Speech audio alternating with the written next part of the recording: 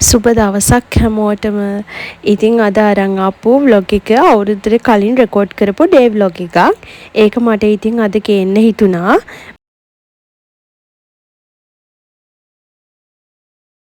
මේ ඉතින් ඉස්කෝලේ උදේ ඉඳන් උගන්වපු දවසක වීඩියෝස් ටිකක්.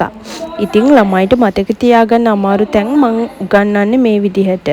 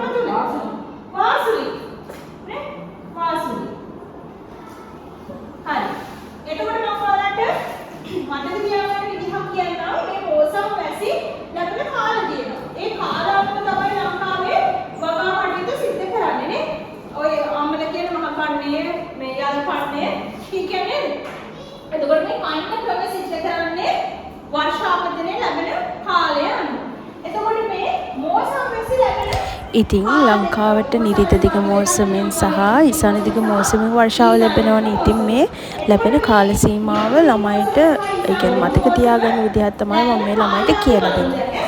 ඔයාලටත් දැන් මගේ වීඩියෝස් ළමයි එහෙමත් බලනවා. ඉතින් එයාලට වැදගත් වෙන්නයි ඔයාලා දන්න අයට කියලා දෙන්නයි ඕන නිසා තමයි මම මේ කොටස දාන්නත් හිතුවේ. මැස්සා සැපට නිදි. මොකද්ද? මැස්සා සැපට නිදි. මැස්සා සැපට නිදි. මැස්සා සැපට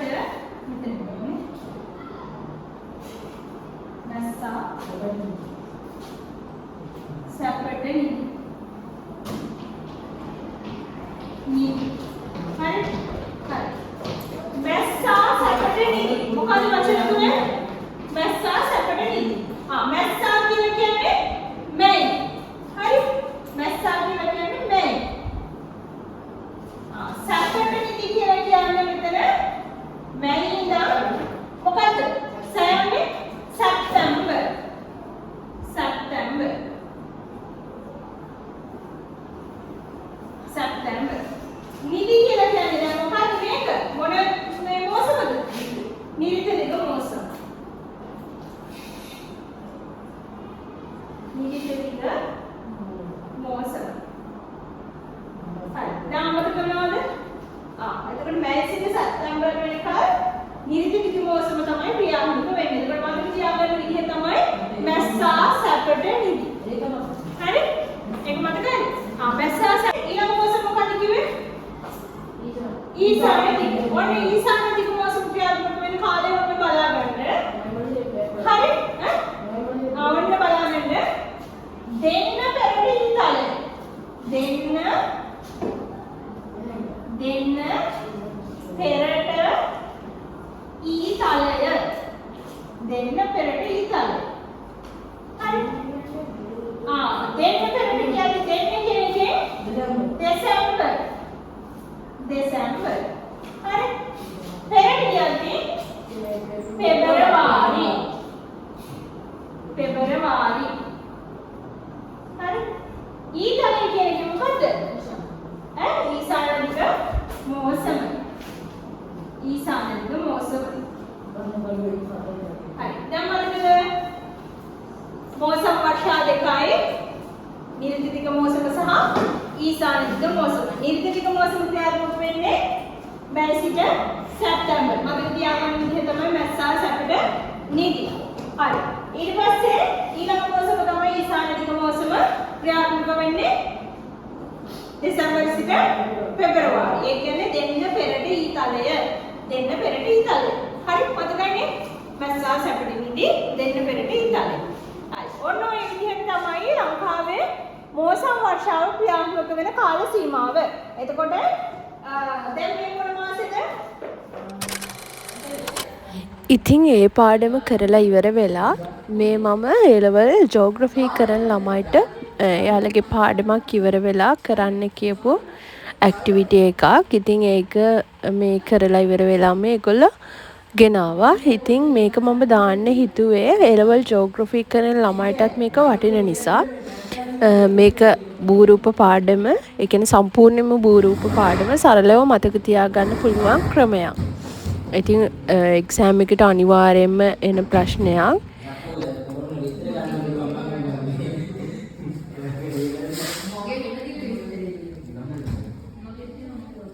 ඉතින් අන්තර්ජන්‍ය බහිර්ජන්‍ය කියන බලවේග දෙකෙන්ම නිර්මාණය වෙන භූරූප සේරම මේකේ ඇතුළත් කරලා තියෙනවා. ඉතින් එයාලට මතක තියාගන්න පහසු, ඊට පස්සේ අඳින්න පහසු භූරූප ටිකක් තෝරගෙන තමයි මම එයාලට මේක කරන්න කිව්වේ. ඉතින් එයාලා ඒ විදිහටම කරලා තිබුණා. ඉස්කෝලේ ඉතින් වැඩ කරලා ඉවර වෙලා ගෙදර ඇවිල්ලා හැම රෑ ගියා නාට්‍ය බලන්න. ඉතින් මගේ වීඩියෝස් පොඩි ළමයි එහෙමත් බලන නිසා මට හිතුණා ඒකෙන් ක්ලිප්ස් ටිකකුත් දාන්න මේකට. ඉතින් ඔයාලට මතකද අර මම පන්සල් ගිය ව්ලොග් එකේදී කිව්වා අපේ බෝධිය වටේට රන් වැටක් හදනවා කියලා. ඉතින් ඒ රන් වැට හදන එකට ආධාර පිණිස තමයි මේක කරේ. මේකෙදි භාණ්ඩ වෙන්දේසියක්, ඊට පස්සේ ආධුනික ගීත සංගයක් වගේම නාට්‍ය තමයි තිබුණේ.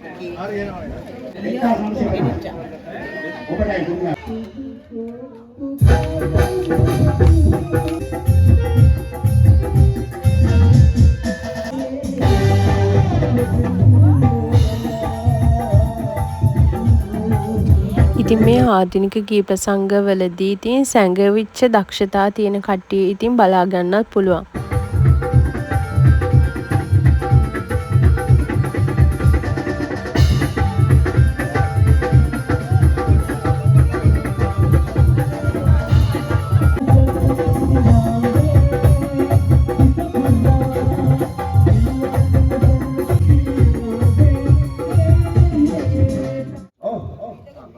Februari 14 දෙන්න බැරි වුණා නම් ඔක්කොම පිටින් දෙන්න පුළුවන්. මෙන්න තියෙනවා මල් පොකුරක්. ඉතින් භාණ්ඩ වෙන්දේසියෙන් පස්සේ ආධුනික ගී ප්‍රසංගයත් ඉවර කරාට පස්සේ තමයි ඉතින් නාට්‍ය පටන් ගත්තේ. ඉතින් මේ නාට්‍ය වලට නම් ගම්වල කියන්නේ ජහුටා කියලා. මම ඉතින් මේක ගේන්න හිතුවේ පොඩි ළමයි එහෙම දැකලා නැති ළමයි ඉන්නවා නම් බලන්නත් එක්ක.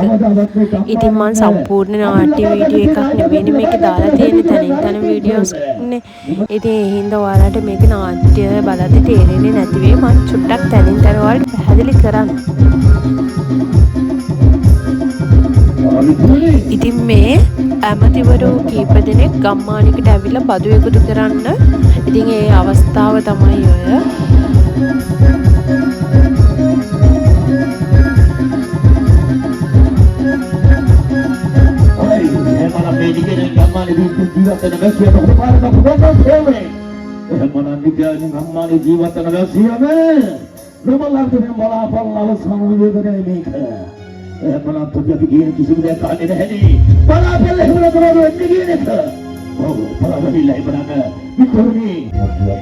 ඉතින් රාජ නියෝග අනුව බදු ගෙවපු නැති ගමක් මේක. ඉතින් ඒක ගිනිපත් කරන්න තමයි මේ රාජපුරුෂයෝ ඇවිල්ලා ඉන්නේ. ඔන්න බබා දනිලා හැමනංග. හොඳයි හැමනම. ඔබලා පිටින් කිසි දෙයක් අහන්නේ නැහැ. එහෙමනම් ඔබලා දෙන කඳුම තමයි මේක. අපිට ලබා දෙන්න තියෙන අය බදු ලබා දෙන්නේ නැත්නම් එහෙමනම් බබා දනිලා හැමනම මොකද?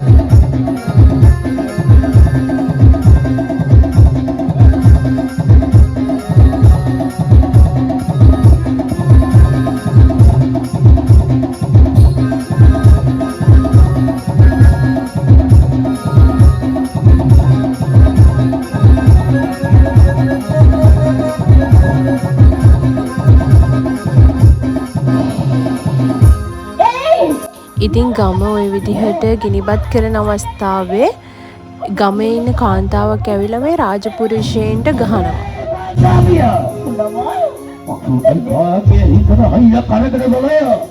මොකද මේ කම්බුලන් පහරක් කළ කියලා පියා. මේ තල්ලා පනපල මිනිස්සු මේ නිකිනාලි කියන අහිංසක ගම්මානට සිද්ධ වෙලා තියෙන විශ්ලේෂය. සම්පූර්ණ ජීවිත ගත කරනවා.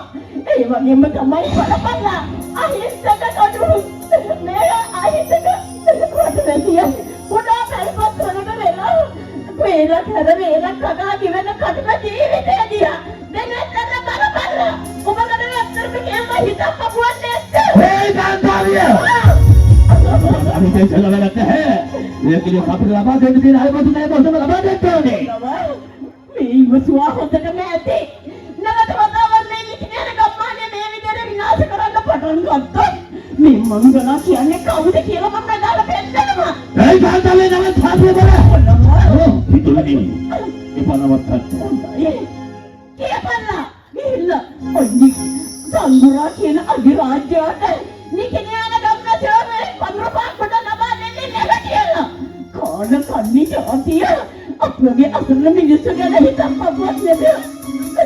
අසරණ මිනිස්සු ගැන බලන්න හැටි. ඉතින් මේ කාන්තාවගේ දුක මෙහෙම කියද්දී මේ ඉන්න එක ඇමතිවරයෙක් තීරණය කරනවා මේ වැසියන්ගෙන් බදු අය කරන්නේ නැහැ කියලා. ඉතින් ඕක ගිහිලා රජතුමාට කියනවා මම නමස්කාරයෙන් බදන්නේ. මම ඔබට පැවුරියේ ඒ නිකිනවන ගම්මානයට ගිහිල්ලා මට ලබා ගන්න තියෙන අයබදු ලබා ගන්න ගෑන්න කියලා. කොහේ? අනි සියලු දෙනාම මට අයබදු ලබා දුන්නා. කොහේද මේ අයබදු? දේවෙන් වහන්සේ. ඔබතුමා කියපු විදිහට අපි ඒ ගම්මානයට ගියා ගම්මාන විනාශ කරා. නමුත් දේවෙන් වහන්සේ ඒ ගම්මාන ජීවත් වෙන වැසියන්ට කුසට ආහාරය බීමට ජලයක්වත් නැහැ.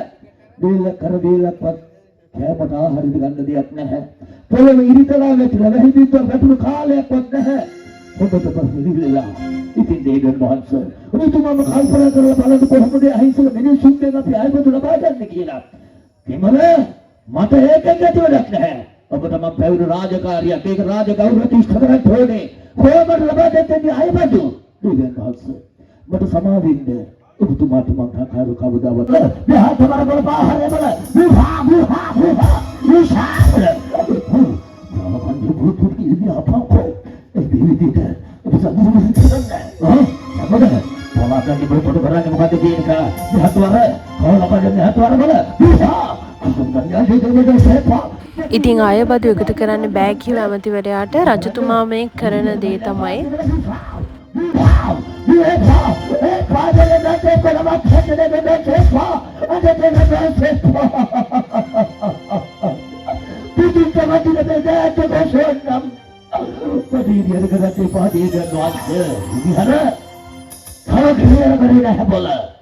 සෝන මහාමාත්‍ය දිවනවංශ එහෙමනම් දන්නවනේ දෙන්න පුළුවන් වද මොනවද කියලා හැමදාම ඔක්කොම ලබා දෙන්න ඕනේ මේක එකපාර මරන්න හොඳ නැහැ මොකද මේක මගේ ද්‍රෝහියෙක් වුණා ඒක නිසා මේකන දෙන්න පුළුවන් අද වදක්ම දීලා අදිරු හිරු කුටියක කිසිම ආහාරයක් වතුරක් දැක්වත් නැතුව හිරව කරලා දාන්නේ ඉතින් ඒ විදිහට රජතුමා මේ ඇමතිවරයාට දඬුවම් දීලා යනවා. ඉතින් හැම නාට්‍යයකම ඉන්නවනේ විකටය. ඉතින් ඒ විකට චරිතය තමයි ඔය දැන් එන්නේ.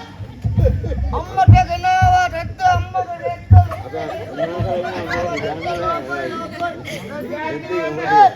මේ මල්ටි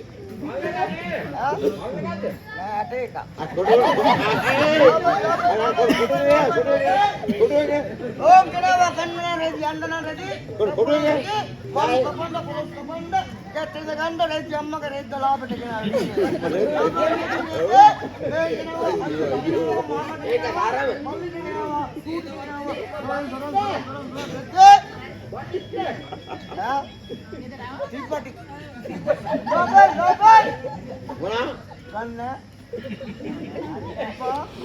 ඉතින් ඔය විදිහට වෙළඳාම් කර කර ඉන්න අතරතුරේ අනිත් ඇමතිවරයා මෙතෙන්ටත් එනවා. කවුද ගියා පීර? වෙතරම ගල සිදල දාන්නේ බැරි යන්නේ පැත්තට. මම මේ කපලා දානවා මෙතනම ප්‍රේත දෙක ගහනවා. මිනි මරනවා. රැත්ත ගියාපා. ඔබ කවුද? අයි සංගුරා මහතුමාගේ මහාසේ. කොහෙද කියන්නේ? හේ! කොහෙද පොළ පදගන්? මෙහාට එන්න කිව්වේ.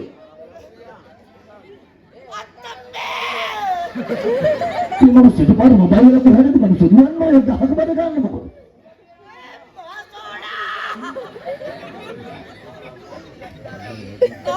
මෙහාට එන්න කිව්වේ. අනේ සෝලා පළකෝ. සෝන අනේ සෝලා දැන් මෙහාට බලයි. දැන් මම කවුරුද හිතේ තියන්නේ මේ පල්ලලා බඩ ගන්න දහක් ටික. ඔය බඩ ගන්න දහක් ටික මොනවද හිතලා බලලා? කන්දි මහසෝන කියලා හිතුවද?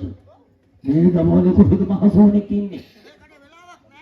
හා මහසෝන නෙමෙයි මගේ තම කියන්නේ ශ්‍රී ගිහින් ඉවරයි. සෝන මහමාත්‍ය. ඔව්. ඕක මොකක්ද? අම්මගේ රෙද්ද. හරි. අද ගන්න කිව්වා. ඕක මේ කන්දිනේ අම්මලා. ඉතින් හරි මට ඇඳලා බලලා තමයි අරගෙන යන්න ඕනේ. මොකද ඉක්ම කරන්න ඕනේ. අන්දලා බලලා හරි. මේකනේ. මේ මෙහෙමයි. හා ඕ මොහොම ගත්තා හොඳට මෙන්නේ ඉන්නට. අනිරිය අරගෙන මෙන්නේ ගහ ගන්නවා. ඔකට හිර කරලා පුරියේ. හරි. දැන් හරි. ඒකත් හරි එකක් ගන්නයි. තව මොනවද තියෙන්නේ? ඕක මොකක්ද? ඔකගේනේ. එහෙමනම් මට ආසයි ඔය ලස්සන ගමන් විලාස කාන්තාවක් ගමන් කරන ආකාරය මට පෙන්වන්න කරන්න පුළුවන්. වෙද්දන්න බලමුසා. හොඳයි. ඒකන කාලේට අනුව ගමන් කරන්න පුළුවන්. එව්වා කෙරුවන් පස්සේ රෙදි ගන්නවා. ඔව්. හරියනේ. හරි. කාලේට අනුව ගමන් කරන්න පුළුවන් කාන්තාවක්. ඔව්.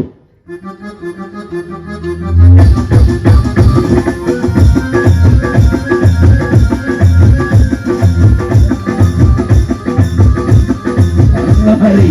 ඔය කියන්නේ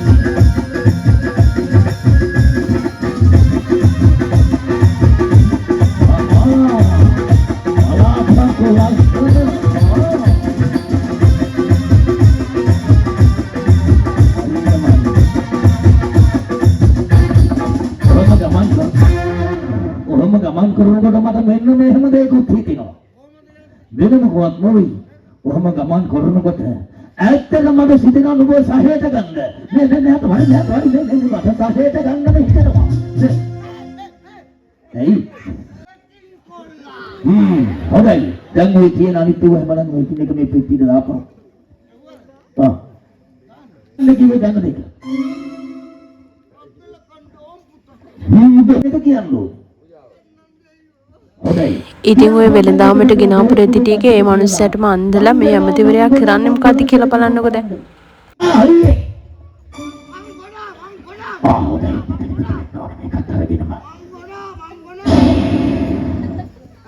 බලන්නේ නැහැ. හරි. කොහොම කියන්නේද?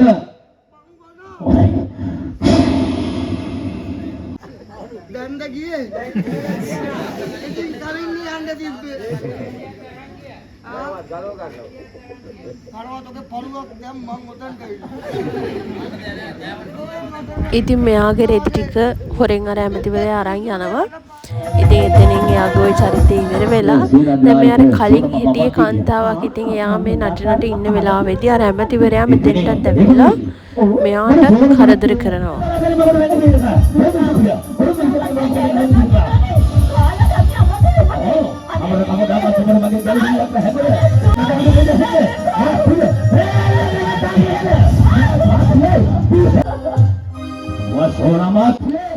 ඉතින් මේ කාන්තාව මේ වෙලාවේදී මේ බේරගන්න ආවේ මේ කාන්තාවගේ ගෙදර පොඩි කාලේ ඉඳන්ම හැදුන අයියා කෙනෙක්. ඉතින් එයා තමයි මේ ඇවිල්ලා මෙයාව බේරගන්නේ. කවදාවත් මං ඉන්නකම් මගේ නැගිනේ වගේ මේ ගම්මාන ජීවත් වෙන තරුණියන්ට මේ කාන්තාව බේරගෙන ගෙදරට ගියාට පස්සේ අර වෙලෙන්දා බලන්න කෙන විදිහ නැද්ද බල කාන්තාවන් යදුන් හදු කලද දෙන්න කොහොලිතයි යන්නේ. මොකද මේ කාන්තාවන් යදුන් ඉතින් ඔය අතරතුරේ අර කලින් අර දඬුවම් කරේ ඇමතිවරයෙකුට රජතුමා. ඉතින් අන්නේ ඇමතිවරයා මේගොල්ලෝ මේ ඉන්න තැනට අමාරුවෙන් එනවා.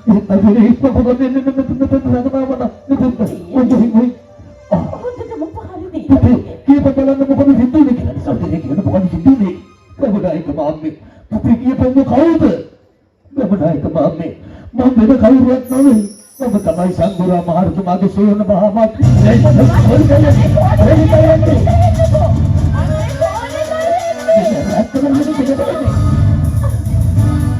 මේක අහකට අනේ කොහොමද මම කිව්වොත් ඔබ නතර වෙන්නේ කියලා.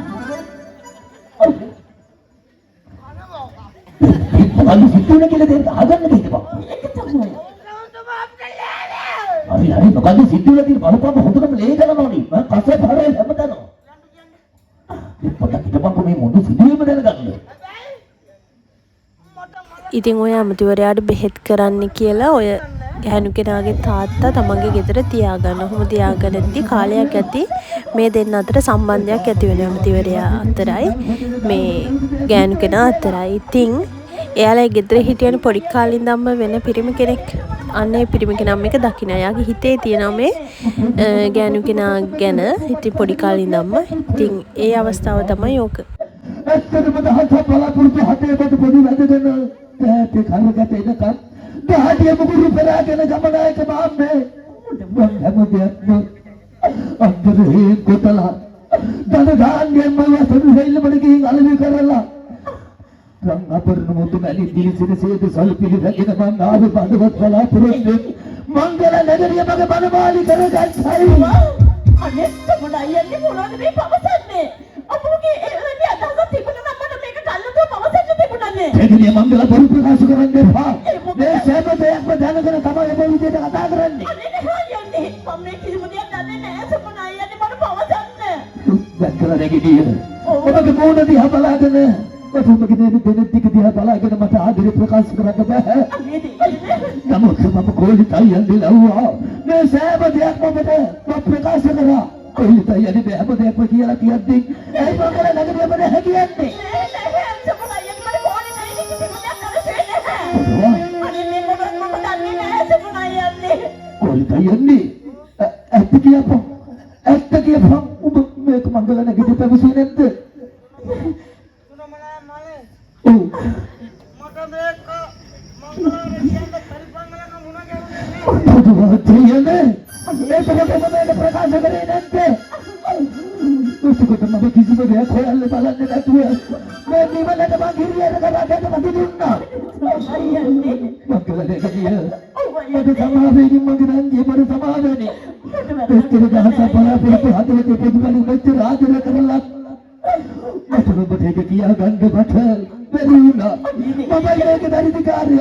අනේ මුන්දි පැල්පතේ සිටිනවා අන්නේ දාත මොන කරගෙන බාධාවක් ගන්නේ. මම යනවා හැමෝම. ඔය විදිහට ඒ දෙන්නාගේ විවාහ ජීවිතේට සුබ පතලා ඒ පිරිමි කෙනා යනවා. ඉතින් ওই නාට්‍ය වලින් සමාජයට ආදර්ශයක් වෙන දෙයක් තමයි ඉතින් දෙන්නේ. මොකද රටක් පාලනය කරද්දී ජනතාව පීඩාවට පත් වෙන්නේ නැති විදිහට පාලනය කරන විදිය ওই වගේ දේවල් තමයි ඉතින් දුන්නේ. එහෙනම් අලුත් vlog එකකින් හම්බ වෙනකල් ඔයාලා සතුටින් පරිස්සමින් ආදරෙන් ඉන්න ඕනේ.